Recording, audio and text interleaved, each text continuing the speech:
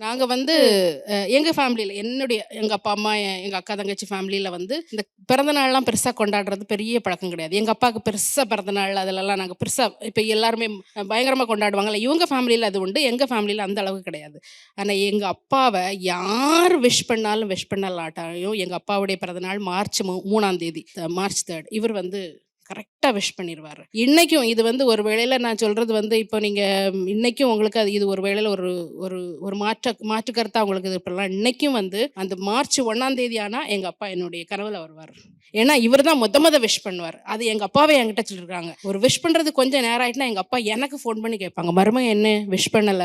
என்ன எப்படி இருக்காருன்னு? எங்க இருக்காருன்னு? எனக்கு அப்படி எங்களுக்கு பழக்கம் இல்லாதனால இவர் தான் எப்பவுமே விஷ் பண்ணுவாரு. ஸோ இன்னைக்கும் எங்க அப்பாவுடைய அந்த ஒரு ஆன்மா வந்து எங்கேயோ இருந்து அதை தேடிக்கிட்டே இருக்குது.